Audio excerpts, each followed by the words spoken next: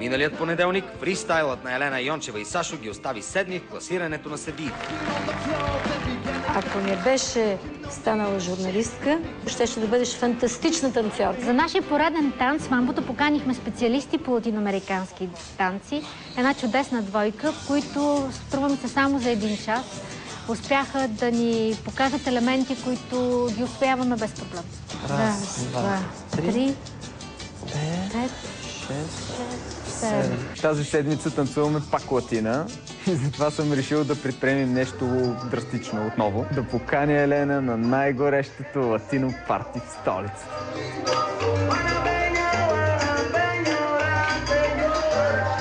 Аз наистина много харесвам латино музиката и я чувствам отвътре, но може би повече, когато съм на купон.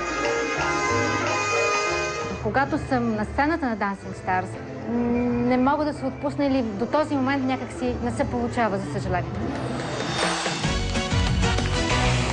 Дами и господа, мамбо ще танцуват Елена Йончева и Александър Попов.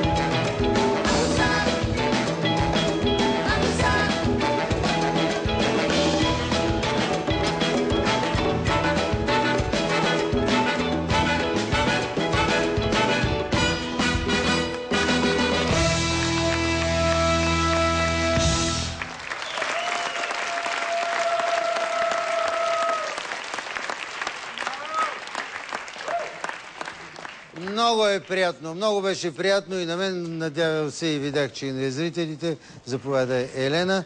А сега, нека да започнем от Владо като по-така добър човек.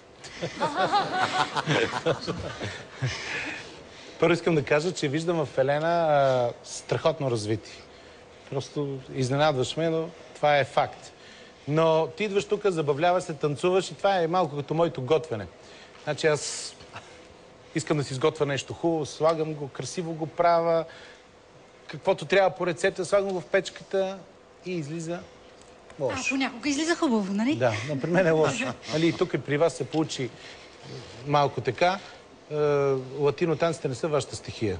Аз казах. Дайте ни малко шанс, още малко. Да, шанс. Аз мисля, че беше доста прилично, но има какво да се желае. Много какво да се желае. Има развитие, но има какво да се желае. Госпожа Робева, заповядайте. Елена, аз ти се възхищавам и го заявявам така пред цяла България. Не ме интересува кой какво си мисли, какво говори и какво пише. И в кое вестниче го пише. Аз те харесвам и се прекланям пред смелостта ти да застанеш тук. Сега да минем обаче на въпроса. Ти си мислещ човек. Поклон. Само, че не в танца. В танца не бива да личи мисълта. Тогава, когато работиш, тогава, когато репетираш, тогава, когато осмисляш движенията, да.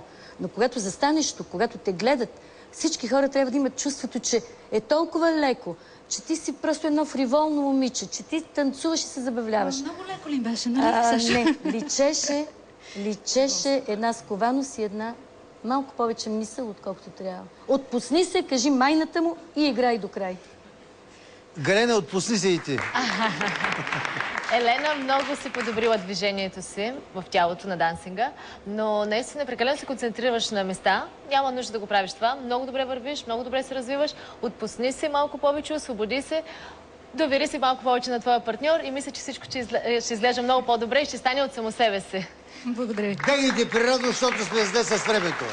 Така, дами и господа, Не знам какво правите през нощта, но знам, че някои от вас обичат да се играят и затова ви моля, в никакъв случай не пропускайте новата игра на BTV Среднощни игри. Днес тя започва точно в 1 часа. Там се раздават страхотни пари.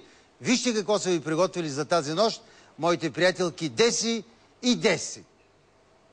Радост, какво стара? Поеми нещата в свои ръце. Ето ние с Елена.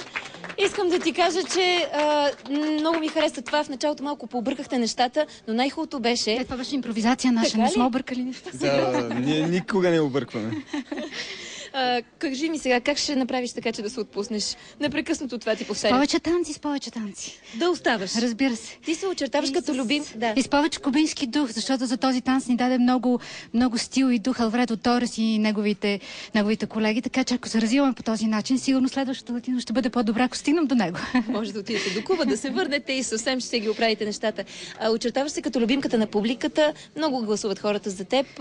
Тази народна любов сигурно ти дава криле, но пък и много отговорна. Сковават ли си се краката? Като знаеш колко много хора наистина те харесват. Ами да, старая се, следвам всички съвети на Сашо и той много се измъчи с мен.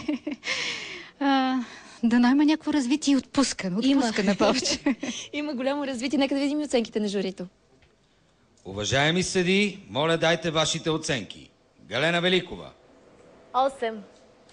Владимир Божилов. 7. Нешка Робева. 8.